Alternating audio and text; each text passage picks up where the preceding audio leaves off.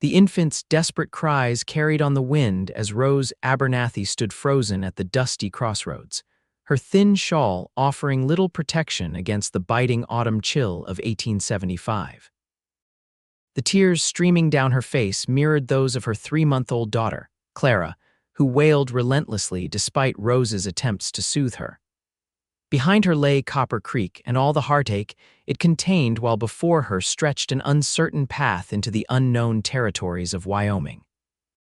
"Hush now, little one," Rose whispered, bouncing the infant gently. "We'll find our way." But her words sounded hollow even to her own ears as she gazed down the lonely trail heading west. The distant thunder of hooves made her tense. In these parts, strangers often meant danger, especially for a woman alone. Rose clutched Clara tighter, preparing to hide among the scrub brush beside the trail, but it was too late. A rider had already crested the hill and was approaching at a steady trot. The man atop the chestnut stallion cut an imposing figure against the vast sky. Tall and broad-shouldered, his face partially obscured by the shadow of his wide-brimmed hat, he pulled his horse to a stop several paces from where Rose stood. "Madam," he greeted, his voice deep and measured. Precarious place to be stranded. Rose stiffened, one hand protectively covering Clara's head. "We're just resting a moment." The stranger's gaze traveled from Rose's face to the infant, then to the small bundle at Rose's feet, all she had managed to grab before fleeing. His sharp eyes missed nothing, including the bruise peeking out from beneath her collar. "Where you headed?" he asked, dismounting with the fluid grace of someone who'd spent most of his life in the saddle. I'm not certain," Rose admitted, then quickly added, "but we'll be fine." The baby's crying intensified, her tiny face reddening with effort. "Little one's hungry," the man observed, approaching slowly as if conscious not to frighten her. "You got supplies for that child?" Rose bit her lip. She had barely enough milk left in the single bottle she'd managed to pack. The stranger pushed his hat back, revealing piercing blue eyes set in a sun-weathered face. He wasn't young, perhaps 35, with lines etched at the corners of his eyes that spoke of both laughter and hardship. "Name's Logan James," he said. "Most folks call me Lo." "Rose Abernathy," she replied hesitantly. "And this is Clara." Logan nodded toward the road behind her. "You running from something in Copper Creek?" Rose's silence was answer enough. "Or someone," he added perceptively, her eyes flashed with momentary fear before she masked it. "We need to move on, that's all." "Back there ain't safe for you," Logan stated rather than asked. Clara's wails grew more desperate, drawing Logan's gaze. His expression softened as he looked at the infant. "You'll go where I'm headed, not back there," he said firmly. Rose bristled. "I beg your pardon. Didn't mean it like that, madam," Logan clarified. "Just that I'm headed to Willow Springs. Got a ranch there. It's 3 days' ride northwest." He gestured to the sky where dark clouds were gathering. "Storm's coming." "That baby won't survive a night out here, and neither will you, likely." Rose glanced at the darkening horizon, then down at Clara, whose cries had subsided to whimpers of exhaustion. "I don't accept charity, Mr. James." "Ain't charity," he countered. "Ranch needs help. Cook just up and left." "You can work for your keep until you figure out your next move." He paused. "Unless you got better prospects?" Rose knew she didn't. She had fled with barely $5 to her name, and Clara needed food and shelter. "Why would you help strangers?" she asked suspiciously. Logan's eyes darkened briefly. "Let's just say I've seen enough women and children suffer in this territory. Don't aim to see more if I can help it." He extended a hand toward her bundle. "We should go. Town's not safe after dark." Rose hesitated, weighing her limited options. Behind her lay certain danger. Before her stood a stranger offering what might be salvation or another trap, but Clara's needs made the decision for her. "Very well," she said, allowing him to secure her small bundle to his saddle. Logan mounted his horse with ease, then reached down. "Hand me the little one first." Rose paused, clutching Clara protectively. "I won't drop her," Logan assured her, his voice gentler than before. With extreme reluctance, Rose passed her daughter up to the cowboy, who cradled the infant with surprising tenderness against his chest. Clara, exhausted from crying, regarded the stranger with solemn eyes before nestling against him. "She's not usually so trusting," Rose remarked as Logan reached down to help her up behind him. Animals and babies, Logan replied, settling Rose behind him on the saddle. They know who means them harm. He handed Clara back to Rose. Hold tight now. As the horse carried them away from the crossroads, Rose couldn't help glancing back toward Copper Creek one last time. 6 months ago, she'd arrived there as a new bride. Now she was fleeing as a widow with an infant daughter and a terrible secret. Whatever you're leaving behind, Logan said without turning, it can't follow where we're going. Rose wished she could believe him. The journey was grueling. They rode until nightfall, stopping only when the darkness made further travel dangerous. Logan led them to a small cave he seemed familiar with where they made camp. Rest, he instructed Rose after helping her dismount. I'll keep watch. Rose fed Clara the last of her bottle, anxiety gnawing at her as she watched the milk disappear. As if reading her thoughts, Logan rummaged in his saddlebag and produced a small can. Condensed milk, he explained. Not ideal for a baby, but it'll do until we reach the ranch. Mix it with water. Thank you, Rose said, genuinely grateful. As Clara finally drifted to sleep, Rose studied their benefactor by firelight. Despite his rugged appearance, there was a gentleness to how Logan moved, speaking quietly so as not to disturb the sleeping infant. You've been around babies before, Rose observed. A shadow crossed Logan's face. Had a daughter once. The past tense hung heavy in the air. Rose knew better than to inquire further. Sleep, Logan urged again. We've got a long ride tomorrow. Rose hesitated. Mr. James. If someone were following us, would they be able to track us? Logan's expression hardened. Is that likely? Rose looked away. My husband's brother. He has certain expectations now that Thomas is gone. Expectations, Logan repeated, his tone making it clear he understood the implication. I managed to get away after he. Rose stopped, unconsciously touching her bruised collarbone. Logan's jaw tightened. Jeremiah Abernathy. Rose's head snapped up. You know him? Know of him. Most folks in these parts do. Has a reputation for being forceful in his dealings. Logan stoked the fire. Don't worry about tracks. First, I don't leave many. Second, that storm's gonna wash away whatever's left. Third, he patted the rifle beside him. I don't take kindly to uninvited guests. Despite her exhaustion, Rose found it difficult to sleep. Clara woke twice during the night, and each time Logan was alert, helping Rose prepare the milk mixture and keeping the fire steady for warmth. By dawn, they were moving again. Logan kept a punishing pace, stopping only when necessary for Clara's needs. By the second night, Rose's body ached from the unaccustomed hours in the saddle, but she didn't complain. One more day, Logan assured her as they made camp for the second night. We'll reach Willow Springs by sundown tomorrow. That night, as Clara slept peacefully for the first time since they'd fled, Rose found herself opening up to Logan. Thomas and I were only married 8 months before he died, she said quietly. Mining accident, I was already expecting Clara, she paused. Thomas was kind. Nothing like his brother. Jeremiah wanted the mining claim, Logan guessed. Rose nodded. And me. He said it was the proper thing, him taking responsibility for his brother's widow and child, but I'd heard stories from town about how he treated women. I refused. So he decided to force the issue. Rose stared into the fire. He said no one would believe me over him, that I'd be destitute, that Clara would suffer. Her voice hardened. I'd rather starve than let him touch me or my daughter. Logan regarded her with newfound respect. You're a brave woman, Rose Abernathy. Not brave, she countered. Just desperate. Same thing most times, Logan replied. On the third day, they rode into Willow Springs Ranch just as the sun was setting. Rose took in the modest but well-maintained property with surprise. A main house constructed of sturdy logs stood in a clearing, with a barn and several outbuildings nearby. A small creek ran along one edge of the property, lined with, as the name suggested, willow trees. It's beautiful, Rose remarked. It's home, Logan replied simply, dismounting and helping her down. As they approached the house, a young man emerged from the barn. Wade, Logan called, we've got company. The young man hurried over.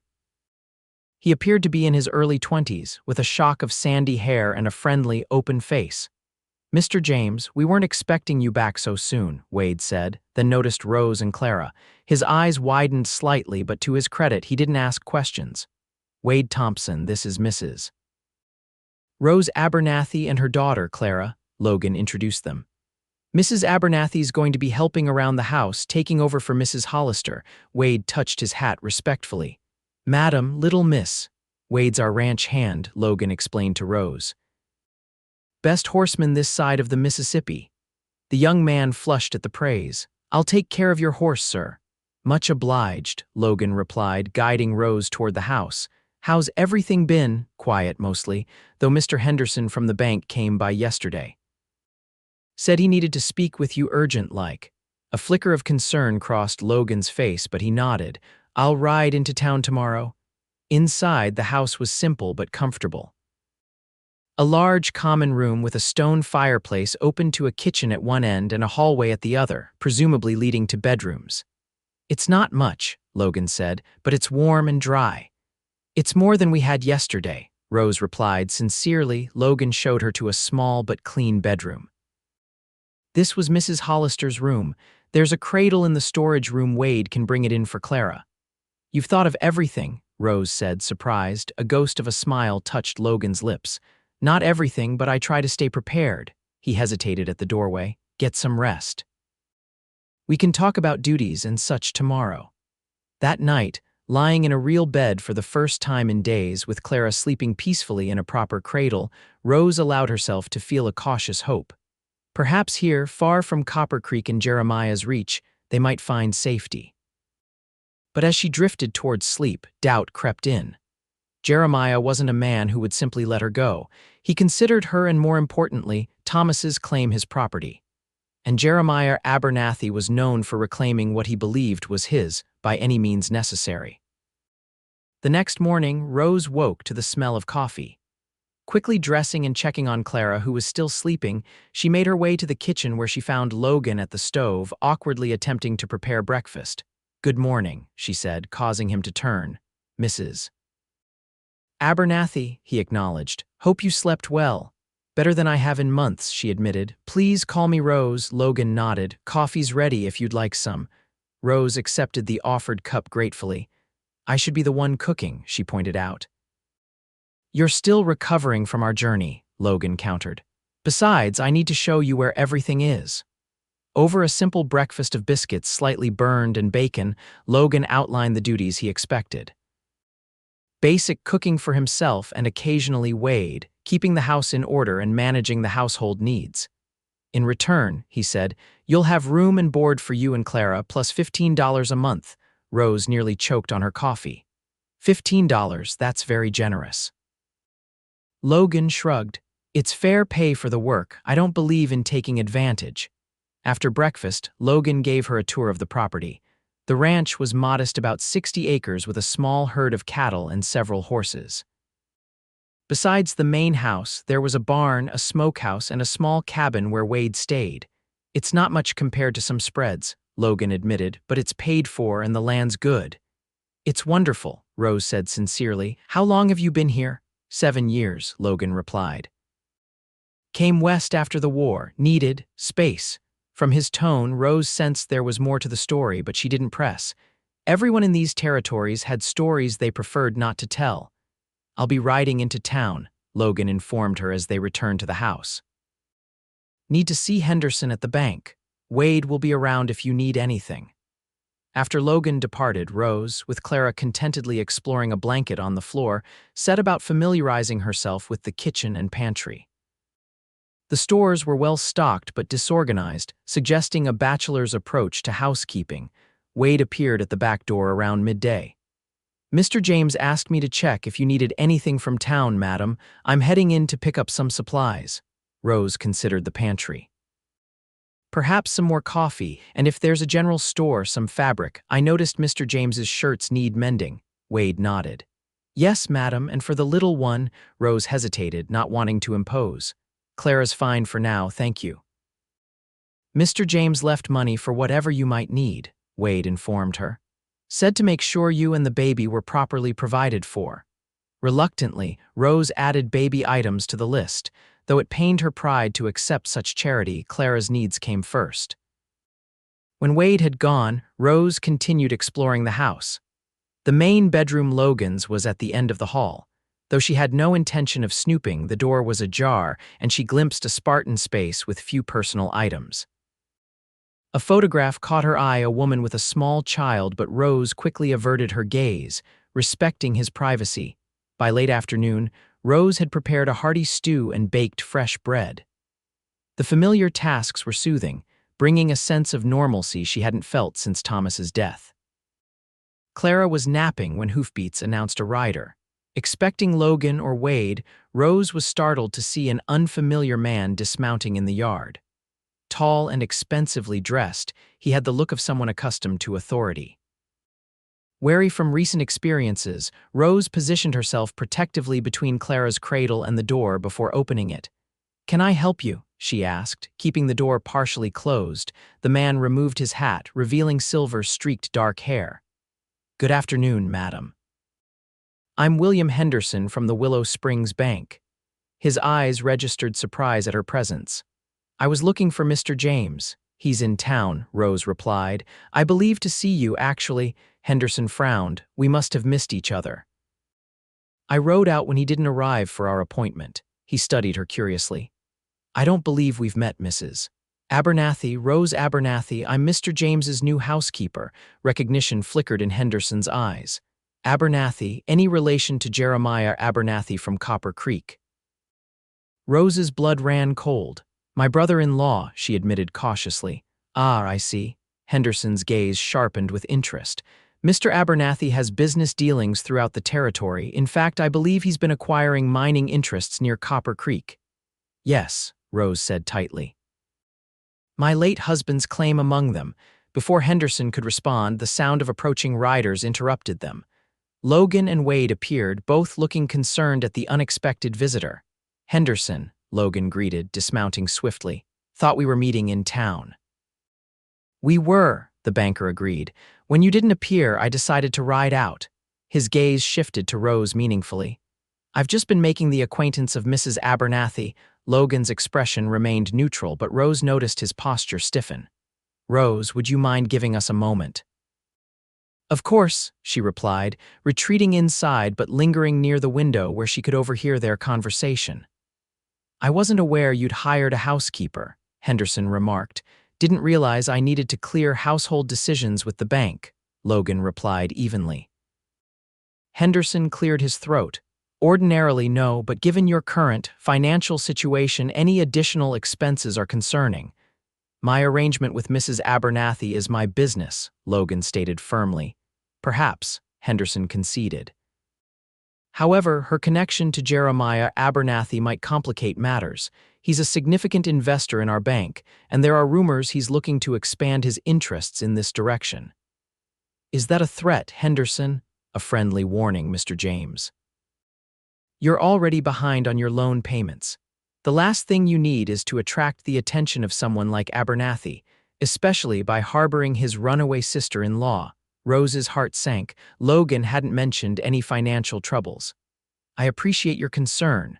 Logan's voice was cold.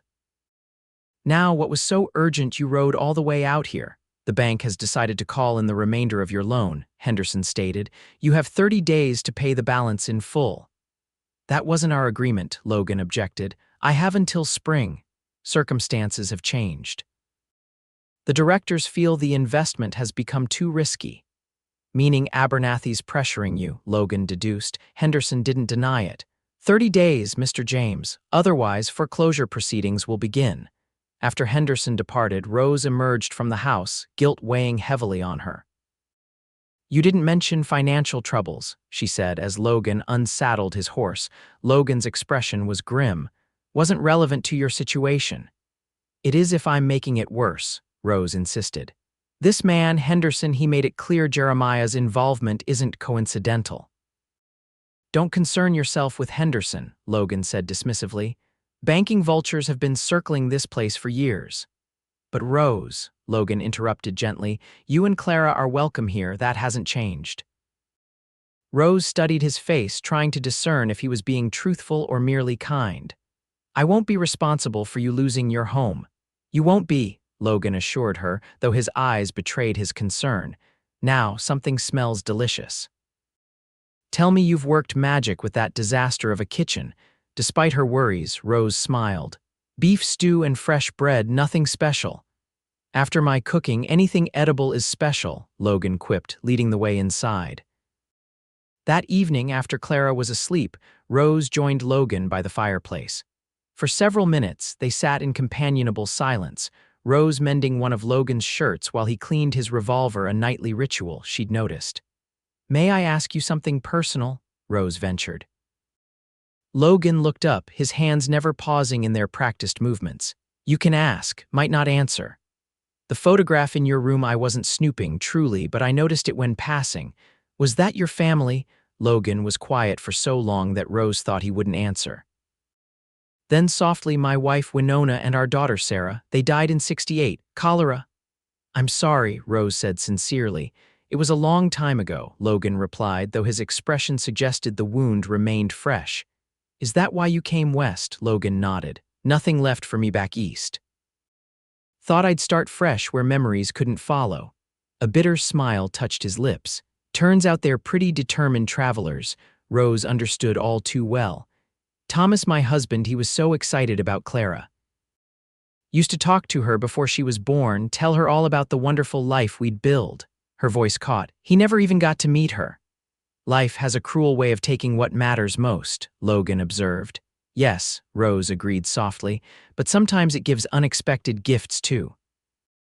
Her eyes met his across the room, like finding kindness at a crossroads when you most need it.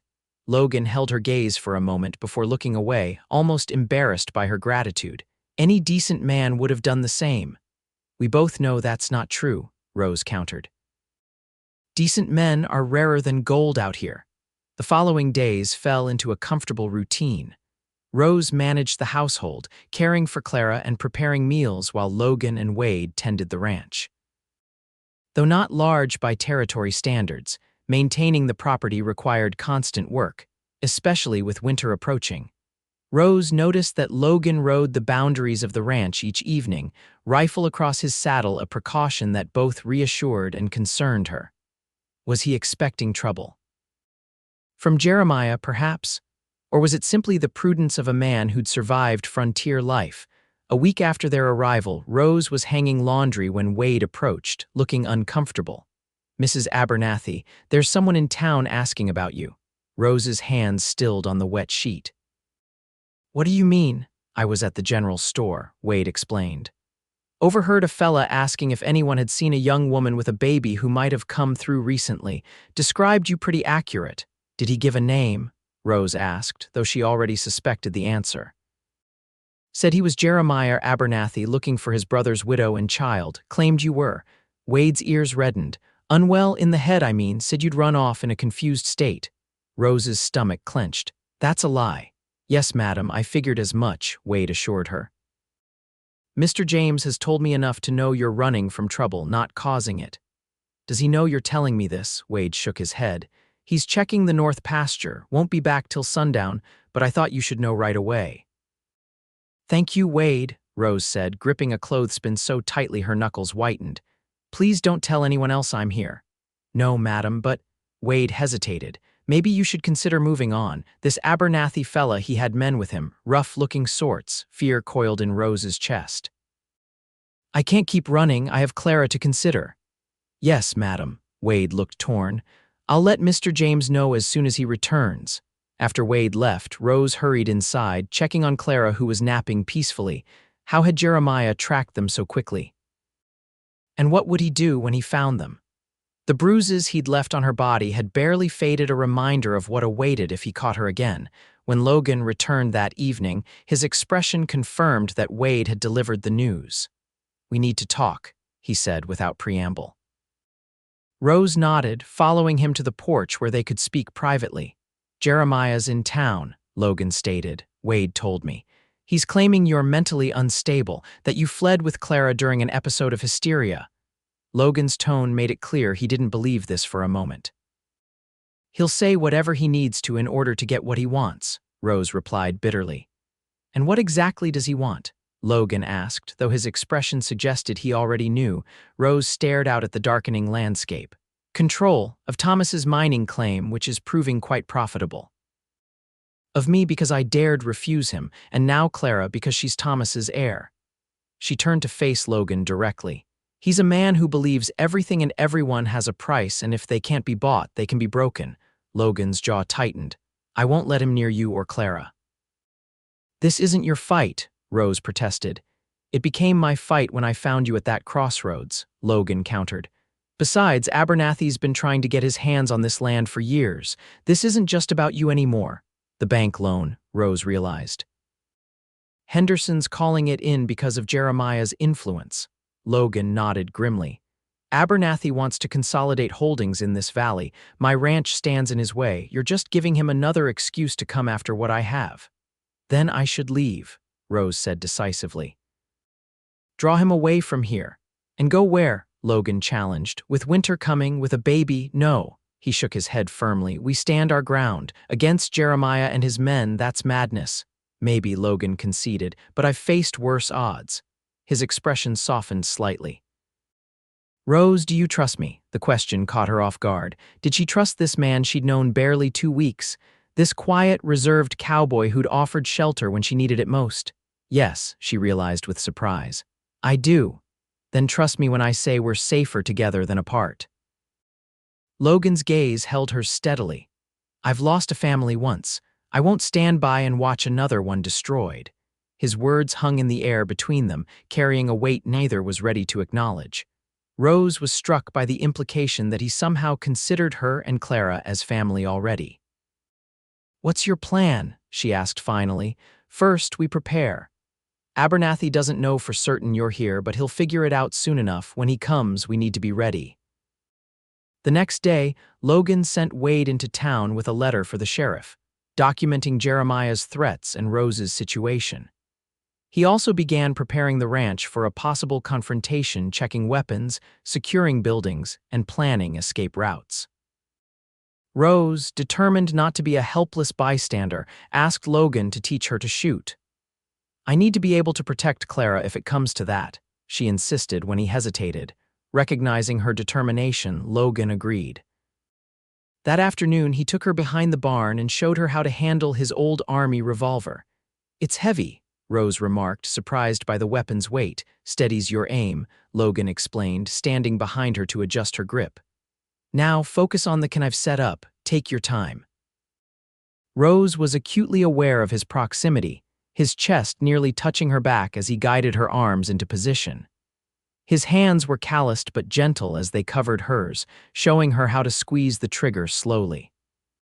The revolver's report was louder than she'd expected, and the recoil knocked her slightly off balance, causing her to bump against Logan's solid frame.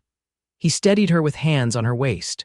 Sorry, she murmured, embarrassed by both her poor marksmanship and her reaction to his touch. No need to apologize, Logan replied, his voice rougher than usual. You did well for a first try. They continued practicing until Rose could reliably hit the target. By the time they finished, she felt more confident in her ability to defend herself and Clara if necessary. As they walked back to the house, Logan's hand briefly touched the small of her back, a gesture that might have seemed proprietary from another man but felt protective coming from him. Thank you, Rose said, for teaching me, for everything. Logan merely nodded, but his eyes conveyed what he didn't say aloud, that her gratitude was unnecessary, that he would do whatever was needed to keep her and Clara safe. That night, as Rose prepared for bed, she found herself lingering at the window, watching Logan make his customary patrol of the property perimeter. In the moonlight, his solitary figure cut a lonely silhouette against the vast landscape.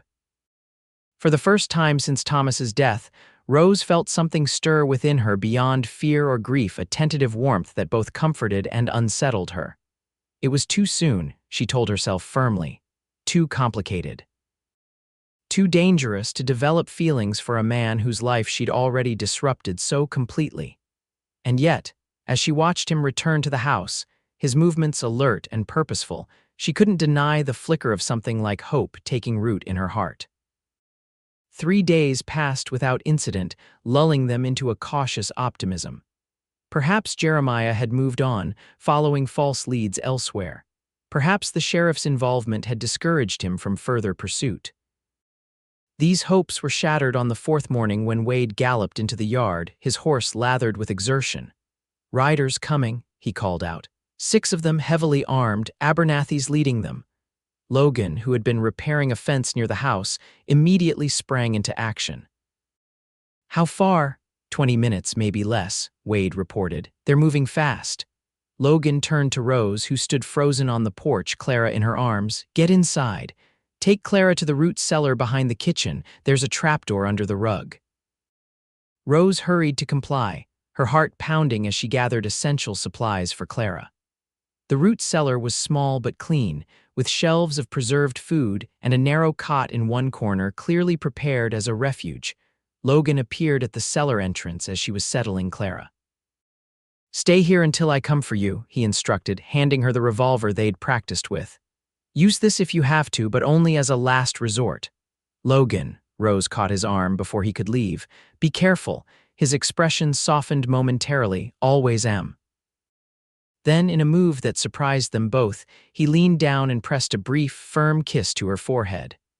"Whatever happens, remember you're worth fighting for." Before Rose could respond, he was gone, closing the trapdoor and sliding the kitchen rug back into place above them. In the dim light of the oil lamp Logan had left, Rose cradled Clara close, straining to hear what was happening above. Muffled voices, then the clear sound of Jeremiah's voice louder than the others, imperious and demanding. "I know she's here, James. Hand over my brother's widow and child and we'll leave peacefully." Logan's response was too quiet to make out, but Jeremiah's angry retort was clear enough.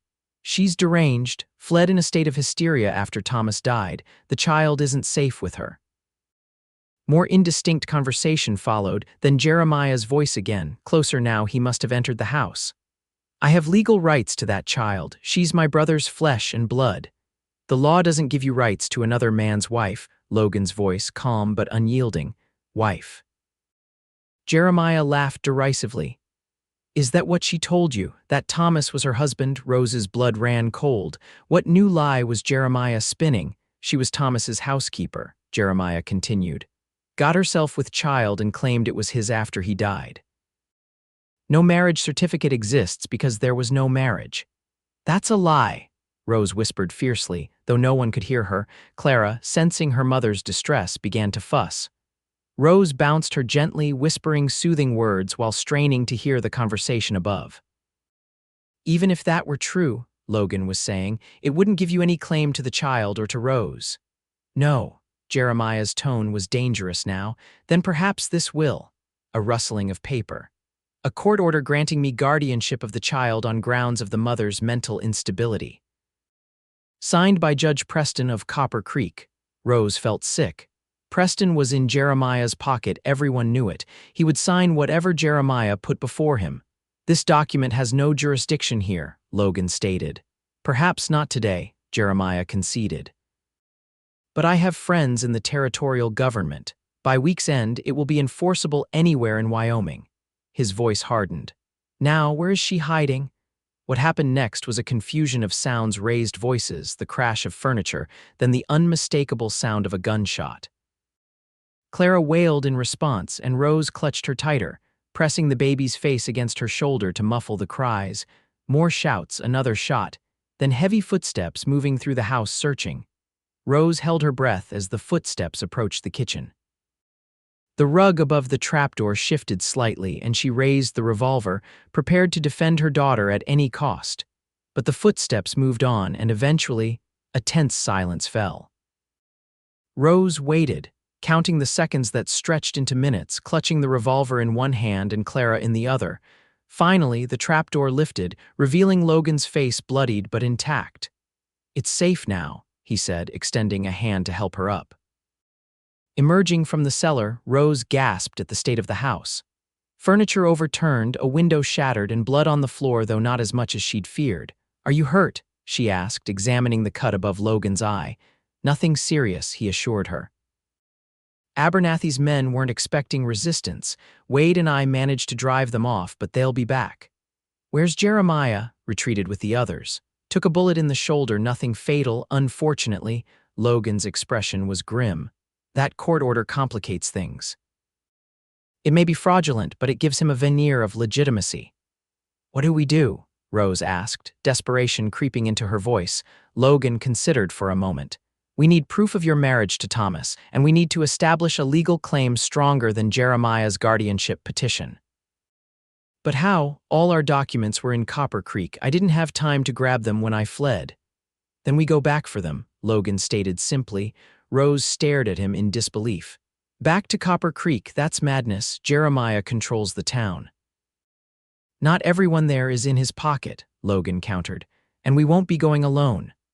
2 days later, Rose found herself on a stagecoach bound for Copper Creek, Clara securely bundled against her chest. Beside her sat Logan, his expression watchful as the landscape rolled by. Across from them was Sheriff Davis from Willow Springs, who had agreed to accompany them after hearing their story. I still think this is too dangerous, Rose whispered to Logan. Sometimes you have to face danger head-on, he replied quietly. Besides, Jeremiah will expect us to run, not to follow him back to his territory. The plan was simple but risky. Retrieve Rose's marriage certificate and any other documents proving her legal rights to Thomas's property, then file them with the territorial court in Cheyenne, effectively blocking Jeremiah's guardianship petition. Sheriff Davis, who had no love for men like Jeremiah who used money and influence to manipulate the law, had agreed to witness and authenticate any documents they found. Wade had remained behind to defend the ranch, though Logan had instructed him to abandon it rather than risk his life if Jeremiah's men returned in force. Property can be rebuilt, Logan had told him. Lives can't be replaced. As the stagecoach rattled toward Copper Creek, Rose reflected on the events that had brought her to this point. 3 weeks ago, she'd been a desperate widow fleeing with her infant daughter. Now she was returning, still afraid but no longer alone. Logan's hand covered hers briefly, a reassuring gesture that conveyed more than words could express. Though neither had spoken of it, something had shifted between them during the confrontation with Jeremiah, a deepening of trust, a recognition of feelings that had been developing since that first meeting at the Crossroads. Copper Creek appeared on the horizon late the next day, a cluster of buildings nestled in a valley that had once felt like home to Rose. Now it represented only fear and bitter memories. We'll go directly to Reverend Miller's house, Logan decided as the stagecoach approached the town limits. He performed your marriage ceremony, correct? Rose nodded. Yes, and he keeps records of all baptisms, weddings, and funerals. If anyone has proof of my marriage to Thomas, it's him. They disembarked at the edge of town, preferring to approach on foot to avoid attracting attention. Sheriff Davis remained visibly present, his badge a silent reminder that the real law, not Jeremiah's corrupted version, was with them. Reverend Miller's modest home stood beside the small wooden church at the far end of town. Rose led the way, Clara sleeping peacefully against her chest, blissfully unaware of the tension surrounding them. The Reverend, a kind-faced man in his 60s, answered the door himself. His eyes widened at the sight of Rose. Mrs. Abernathy, we feared the worst when you disappeared. And the baby, she's grown so. His gaze shifted to Logan and Sheriff Davis. But who are your companions? Rose quickly explained their situation as the Reverend ushered them inside. His expression darkened at the mention of Jeremiah's claims and the fraudulent court order. Disgraceful, Miller muttered, using the law as a weapon against a grieving widow and an innocent child. Then you'll help us? Logan asked. Of course, the Reverend affirmed. I have all my records here. He led them to a small study lined with ledgers and documents. After searching for several minutes, he pulled out a leather-bound book. Here we are, he said triumphantly. The marriage of Thomas Abernathy to Rose Wilson, performed on March 10, 1874, witnessed by Martha Miller, my wife, and Samuel Cooper, the town physician. Sheriff Davis examined the record carefully. This is official enough, but Jeremiah could still claim it's a forgery. Do you have the original certificate? Better, Reverend Miller replied, reaching for another drawer. I have the church's copy, which Thomas and Rose signed along with the witnesses. And he pulled out yet another document. I have Thomas's will, which he entrusted to me after he and Rose married. Rose gasped. Thomas made a will, he never told me. He wanted to ensure you were protected, Miller explained gently. Especially after he learned you were expecting, he knew his brother's nature. Sheriff Davis reviewed the will, nodding with satisfaction. This explicitly leaves all property and assets to Rose and any children born of their union, with no provisions for Jeremiah. It's dated, signed, and witnessed properly. He looked up at Rose. With these documents, madam, Jeremiah's guardianship claim doesn't stand a chance. Relief flooded through Rose, bringing unexpected tears to her eyes. Thank you, Reverend. I don't know how to repay you. Live well and raise that beautiful child with love, Miller replied warmly. That's all the repayment I need. As they prepared to leave with certified copies of the documents, the Reverend pulled Rose aside. There's something else you should know, he said quietly. After Thomas died, Jeremiah tried to claim the mining operation immediately. But the deed was registered in both your names. Thomas was very insistent about that. Legally, half of it has always been yours, regardless of the will. This new information stunned Rose. Thomas had been more foresighted than she'd realized, taking precautions to protect her from his brother even before his death. With the documents secured, they made their way back through town toward the stagecoach stop. Their luck had held no sign of Jeremiah or his men yet. We should visit the county records office before we leave, Sheriff Davis suggested. File these copies officially, belt and suspenders, as they say. Logan agreed, and they altered their route toward the administrative building at the center of town. It was there in the open street that their luck finally ran out. Well, Jeremiah's voice cut through the afternoon quiet. If it isn't the runaway wife herself. Rose turned to face her brother-in-law, instinctively shielding Clara. Jeremiah stood several yards away, his right arm in a sling, evidence of Logan's marksmanship during their previous encounter. Behind him were three men, hands hovering near their weapons. She's not running anymore, Abernathy, Logan stated, positioning himself slightly in front of Rose. And she has proof of her marriage and Thomas's will. Your guardianship claim is worthless. Jeremiah's face darkened with rage. You think a few papers will stop me? I own this town. Whatever documents you've dug up can disappear just as easily. Not these, Sheriff Davis interjected, patting the pocket containing the copies. And not with a territorial lawman as witness. A crowd had begun to gather, drawn by the confrontation. Rose noticed many familiar faces, people she'd known during her time in Copper Creek. Some looked away, unwilling to involve themselves, but others watched with obvious concern. This doesn't concern you, Sheriff, Jeremiah snapped. This is a family matter. Attempting to deprive a lawful wife and mother of her child and property is the law's business, Davis countered evenly. Jeremiah's gaze shifted calculatingly between them before settling on Rose. You think you've won. Even with those papers, you have no means to work that mine, no connections to sell the ore, no men willing to labor for a woman. His smile was cruel. You'll be begging me to buy you out within a month. Before Rose could respond, a voice called from the crowd. I'd work for Mrs. Abernathy. All heads turned to see Daniel Cooper, the mine foreman, step forward. Thomas was a fair employer, Cooper continued. Treated his men with respect. I reckon his widow would do the same. Another miner stepped forward. Me too. Rather work for the missus than you, Jeremiah. At least she pays what she owes. Murmurs of agreement spread through the gathering crowd. Rose was stunned by the unexpected support. Jeremiah's face contorted with fury. You'll regret this, he hissed, then addressed the crowd directly. Anyone who works for her is blacklisted. You'll never find employment in any operation I control. Seems to me, Logan observed dryly, that you're running out of leverage, Abernathy. The law's not on your side. The town's not on your side, and that bullet wound suggests your luck's running thin. For a moment, it seemed Jeremiah might order his men to attack despite the witnesses. His hand twitched toward his uninjured side where his revolver hung. But Sheriff Davis casually rested his hand on his own weapon, a silent warning.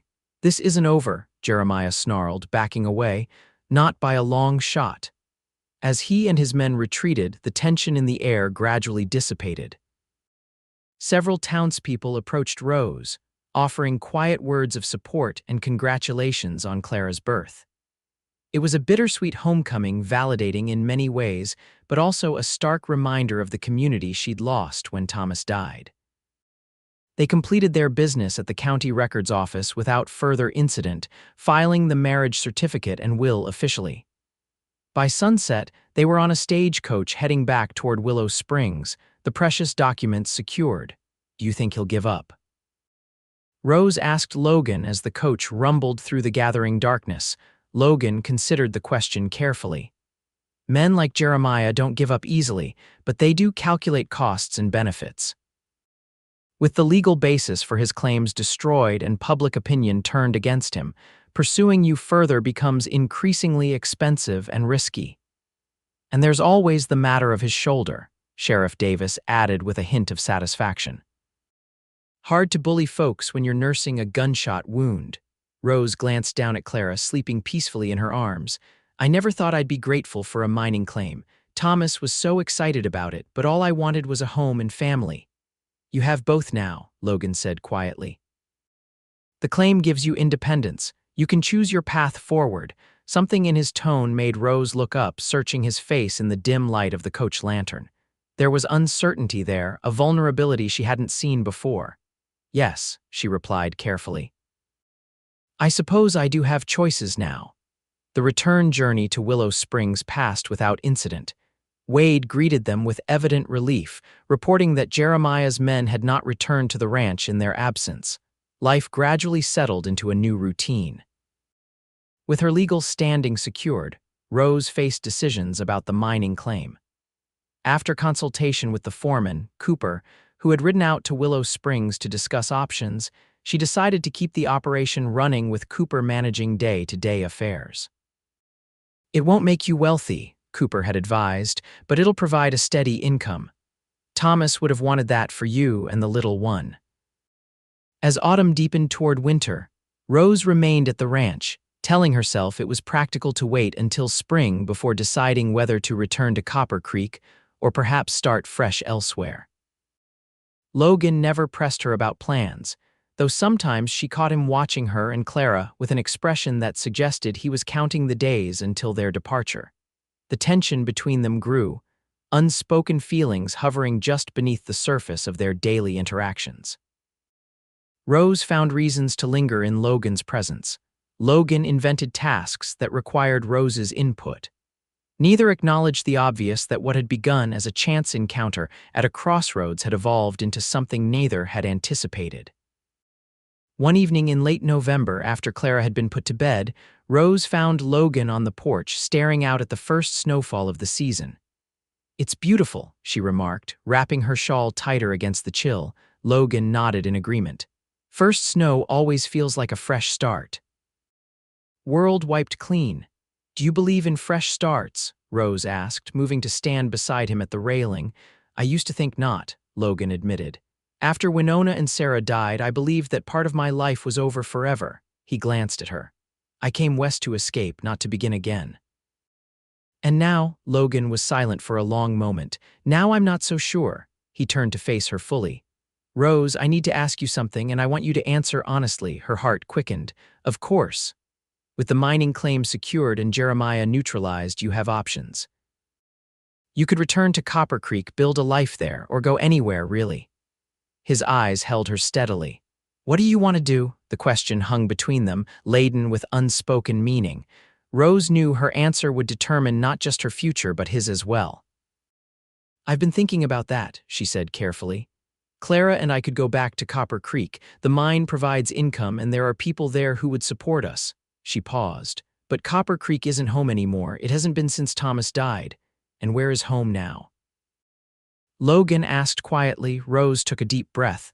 I think it might be here if we're welcome to stay. The vulnerability in Logan's eyes nearly undid her. You and Clara will always be welcome here, Rose, but… He hesitated. I need to know if you're staying because it's convenient or because I've come to care for you, Rose finished for him, summoning her courage. Because when I imagine my future, Clara's future, I see you in it. Logan's expression softened with such hope and wonder that Rose felt tears prick at her eyes. Slowly, giving her every chance to pull away, he raised a hand to her cheek.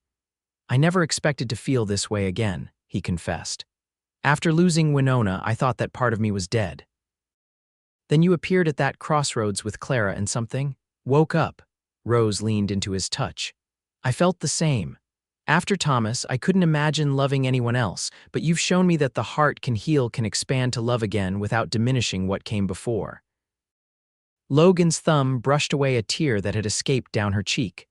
"I'm not asking to replace Thomas in your heart, Rose, just as I know no one could replace Winona in mine, but perhaps there's room for new love alongside the old."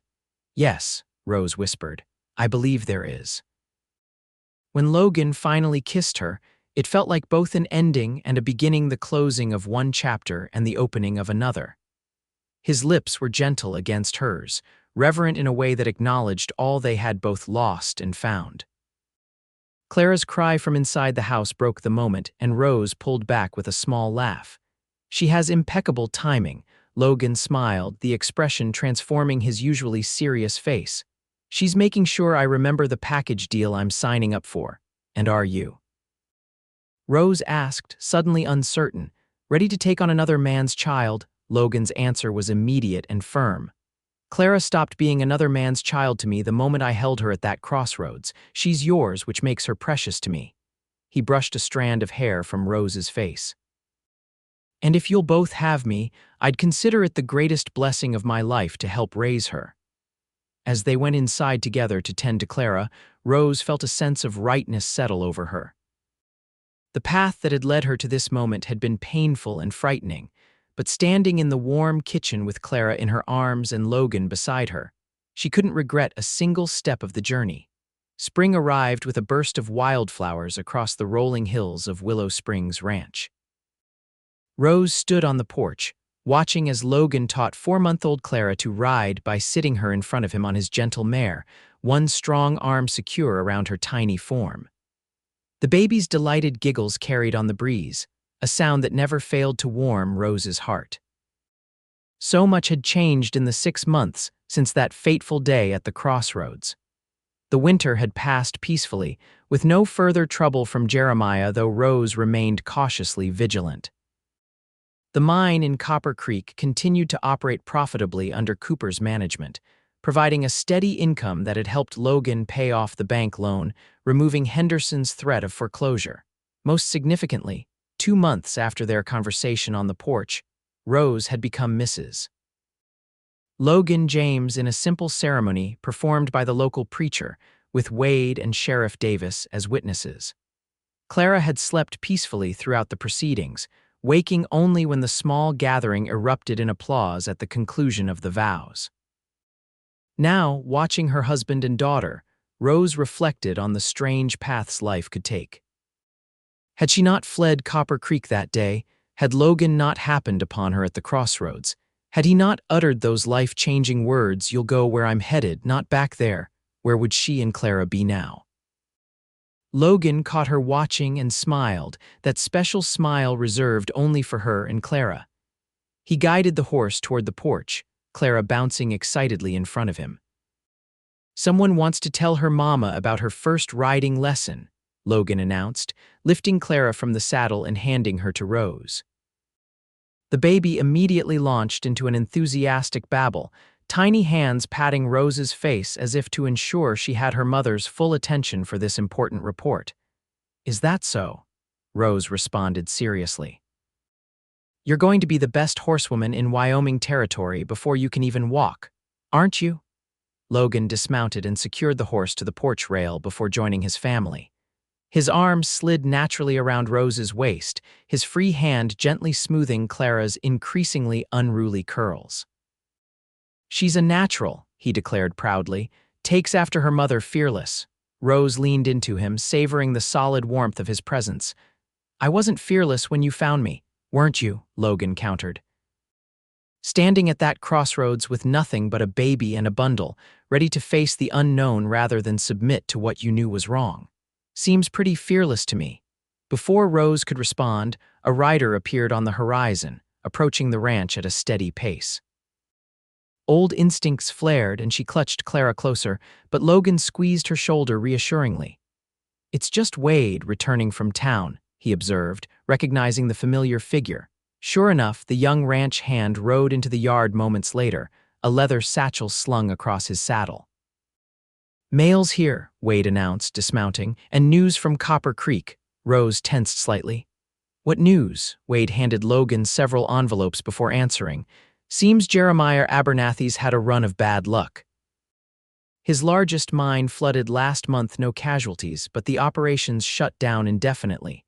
And word is the bank in Copper Creek is calling in his loans, just like he tried to do to you." Logan raised an eyebrow. "Henderson growing a conscience?" Wade grinned. "More like Henderson got replaced.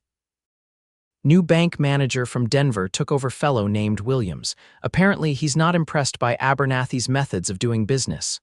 Fortunes change quickly in mining country," Logan observed. "Today's baron is tomorrow's beggar." "Not quite a beggar yet," Wade amended. "But Cooper says Abernathy's selling off assets fast. Might have to leave the territory if things keep going south." Rose absorbed this information with mixed emotions. She didn't wish Jeremiah ill precisely, but there was undeniable justice in his downfall. "There's something else," Wade added more soberly. "Letter for you, Mrs. James, from Reverend Miller." He handed Rose an envelope addressed in the Reverend's neat handwriting. She opened it with slight trepidation, scanning the contents quickly. "What is it?" Logan asked, noting her expression.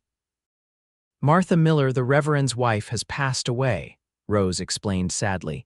"She was elderly and had been ill for some time, but still." She continued reading. "The Reverend is asking if I might consider allowing Clara to be formally christened at his church. He says it would have meant so much to Martha, who always loved babies so dearly." Logan studied her face. "Do you want to go back to Copper Creek for this?" Rose thought carefully. "I think I should. Martha was kind to me when I first arrived in town, alone and newly married. And I'd like Clara to be christened in the same church where Thomas and I were wed." She looked up at Logan. "Would you come with us?" "Try and stop me," he replied with a gentle smile. "Besides, it might be good to check on the mine in person, now that Jeremiah's position is weakened." The journey to Copper Creek the following week was vastly different from their last visit. They traveled openly, without fear, staying at proper hotels along the way and making the journey at a comfortable pace suited to traveling with an infant. Copper Creek itself had changed little in the months since Rose had fled, but her perspective had shifted dramatically. What had once been a place of fear and painful memories now felt merely like a chapter in her life, significant but no longer defining. The christening was a simple, beautiful ceremony. Clara, dressed in a gown Rose had lovingly sewn, behaved perfectly until the moment the water touched her forehead, at which point she registered her protest with a wail that echoed through the small church, drawing indulgent laughter from the congregation. Afterward, as they greeted well-wishers, Rose was struck by how many of the townspeople expressed genuine pleasure at seeing her and Clara thriving. Cooper and several miners attended, as did numerous women who had known Rose during her brief marriage to Thomas. "You're looking well, Mrs. James," Cooper remarked. "Married life at Willow Springs must agree with you." "It does," Rose confirmed, glancing at Logan who stood nearby, Clara contentedly nestled in his strong arms. The sight still made her heart swell. This man who had so naturally stepped into the role of father, who loved Clara as fiercely as if she were his own flesh and blood. "The mine's holding steady," Cooper reported. "Not spectacular yields, but consistent enough. And with Abernathy's influence waning, we've had no interference." "Speaking of Jeremiah," Rose ventured, "have you seen him recently?" Cooper nodded grimly. "Passed him on the street yesterday. He's a changed man, drinking heavily, they say. Lost most of his fortune in bad investments after the mine flood." He lowered his voice. "Between us, there's talk he might be heading to California. Fresh start, perhaps." Rose wasn't sure how to feel about this news. Part of her was relieved that Jeremiah might leave the territory, removing his threat permanently. Yet another part felt an unexpected pang of sympathy for the man who had once been Thomas's brother, before greed and power corrupted him. Their last day in Copper Creek, Rose asked Logan to accompany her to the small cemetery on the hill overlooking the town. There, before a modest headstone bearing Thomas's name, she stood in respectful silence while Logan waited a short distance away, giving her privacy. "I brought Clara to meet you," she said softly, settling the baby on her hip. "She has your eyes, Thomas, your kindness too, I think." She paused, emotion welling in her throat. "I want you to know we're happy. Logan is a good man, the kind of man you would have respected. He loves Clara as his own, and She glanced back at Logan, who stood patiently waiting. "He has healed something in me I thought was broken forever." A gentle breeze stirred the wildflowers growing around the grave, and Rose took it as a sign of peace. "I'll always honor your memory, Thomas. You'll always be Clara's father, but I've found room in my heart to love again, and I think you would have wanted that for us." As she rejoined Logan, he wrapped an arm around her shoulders, drawing her and Clara close. "All right?" he asked simply. Rose nodded, at peace with the past and increasingly confident about the future. "Yes, I've said what needed saying." They departed Copper Creek the next morning. As their stagecoach crested the hill leading out of town, Rose looked back one last time at the place where her journey had both begun and nearly ended. Then she turned resolutely forward, toward Willow Springs, toward home. The seasons turned, and life at Willow Springs Ranch settled into a rhythm of hard work and quiet joy. Clara's first birthday arrived with a small celebration attended by Wade, Sheriff Davis, and a few neighbors. Rose baked a cake with sugar frosting, a luxury she'd never imagined affording a year earlier, and Logan presented Clara with a hand-carved rocking horse that he'd been secretly crafting in the barn for weeks. The mining operation in Copper Creek continued to provide a modest but steady income, allowing Logan and Rose to expand the ranch gradually, adding more cattle and improving the house and outbuildings. They hired a second ranch hand, a young man named Ethan, who had a gift with horses, freeing Wade to take on more responsibilities as Logan's foreman. 2 years after that fateful meeting at the Crossroads, Rose gave birth to a son they named Thomas Logan James, a tribute to both the man who had been Clara's father and the man who had saved them both. Clara, now a spirited 3-year-old with her mother's determination and her biological father's gentle temperament, appointed herself official protector of her baby brother, a role she embraced with solemn dedication. One evening, as a summer storm rolled across the valley, Logan found Rose standing on the porch, watching the lightning dance across the distant hills.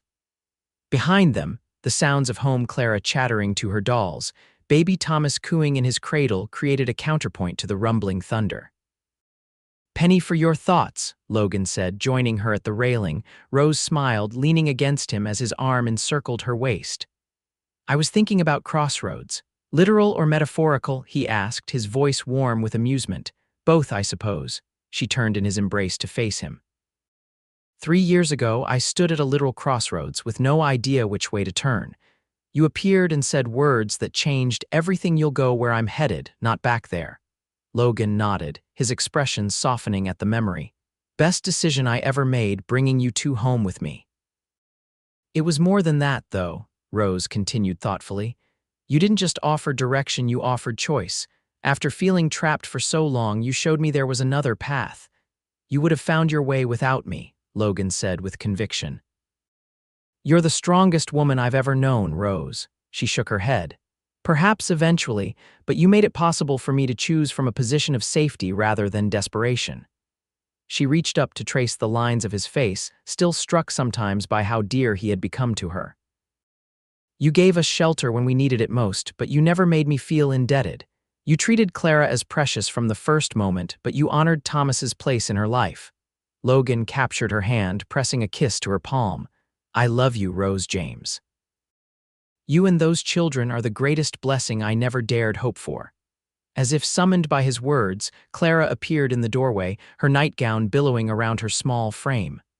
"Papa, Thomas is making the hiccup sounds again," she reported seriously.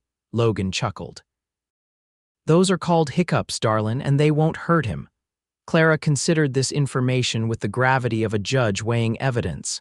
"But he doesn't like them," she decided finally. "You should fix it." Can't argue with that logic, Logan conceded, winking at Rose before following their daughter inside to attend to the hiccuping infant. Left alone on the porch, Rose turned her gaze once more to the storm-swept landscape, marveling at the twisting path that had led her here. From a desperate young widow at a dusty crossroads to a woman with a home, a family, and a future secure in love.